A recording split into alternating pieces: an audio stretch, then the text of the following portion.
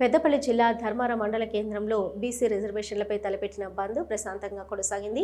వ్యాపార సముదాయాలను మూసివేసి వర్తకులు స్వచ్ఛందంగా బంద్లో పాల్గొన్నారు. ఆర్టీసీ బస్సులు రాకపోవడంతో ప్రయాణ ప్రాంగణం జనాలు లేక నిర్మానుష్యంగా మారింది. మండల కేంద్రంలో కాంగ్రెస్, బీజేపీ, బీఆర్ఎస్ నాయకులు వేరువేరుగా నిరసన వ్యక్తం చేశారు. బీజేపీ, బీఆర్ఎస్ శ్రేణులు బైకులతో ర్యాలీ నిర్వహించి స్థానిక అంబేద్కర్ విగ్రహానికి పాలాభిషేకం చేసి నిరసన తెలిపారు. కాంగ్రెస్ నాయకులు అంబేద్కర్ విగ్రహం ఎదుట కేంద్ర ప్రభుత్వానికి వ్యతిరేకంగా నినాదాలు చేస్తూ ఆందోళన చేపట్టారు. అనంతరం అంబేద్కర్ విగ్రహానికి పూలమాల వేసి తమ నిరసనను వ్యక్తం చేశారు. 3 ప్రధాన పార్టీల కార్యకర్తలు ఒక్కసారిగా చౌరస్తాల గుమిగూడడంతో ఎలాంటి అవాంఛనీయ ఘటనలు జరగకుండా స్థానిక ఎస్ఐ ప్రవీణ్ కుమార్ తమ సిబ్బందితో కలిసి బందోబస్తు ఏర్పాటు చేసి ఆందోళనకారులకు నచ్చచెప్పే ప్రయత్నం చేశారు. దీంతో బంద్ ప్రశాంతంగా కొనసాగింది. ఈ సందర్భంగా కాంగ్రెస్, బీఆర్ఎస్, బీజేపీ శ్రేణులు మాట్లాడుతూ బీసీ రిజర్వేషన్ల విషయంలో ఒకరి పార్టీపై మరొకరు పరస్పర విమర్శలు చేసుకున్నారు.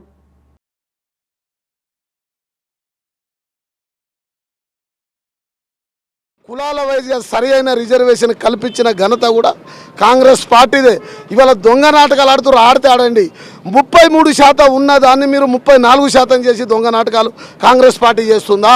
ఇది అగ్రవర్ణాల భాగంలో ఒక కుట్ర.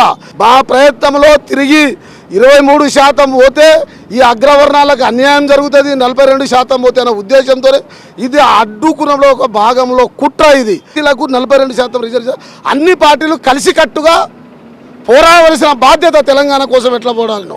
కానీ వ్యక్తిగత దూషణలకు పోయి పార్టీలు విమర్శించడం.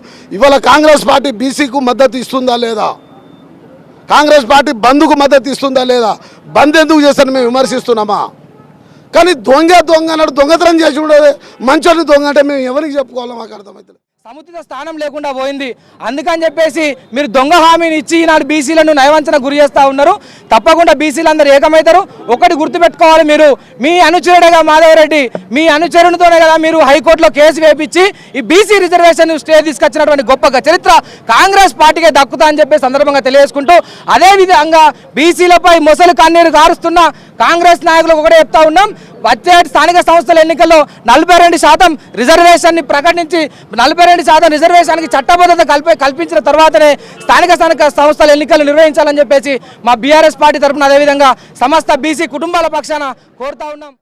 67% ఏ రాజ్యాంగంలో లేదు కాబట్టి 67% మీద బీజేపీ రిజర్వేషన్కి ఎప్పుడు అడ్డం రాలే. 50%లో ఎప్పుడు ఏ గవర్నమెంట్ కూడా అడ్డం రాలే. కాబట్టి ఈ కాంగ్రెస్ వాళ్ళు, టీఆర్ఎస్ వాళ్ళు ఈ రెండు పార్టీలు కలిసి చేస్తున్న నాటకము.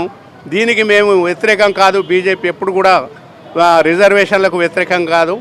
ఏ వ్యతిరేకమైతే ఏదైతే ఉన్నదో ఆ వ్యతిరేకం వాళ్ళు చేయబట్టే ఇదంతా నడుస్తున్నది. ఆ అమలు కానీ హామీలు ఇచ్చి ఈ ఎలక్షన్ రాకుండా ఎలక్షన్ పోకుండా ఎలక్షన్లో కాంగ్రెస్కు దమ్ము ఉంటే ఇప్పుడు సేమ్ ఎలక్షన్ పెట్టి కాంగ్రెస్ ఎలక్షన్లకు రమ్మని సభాముఖంగా కోరుకుంటాం.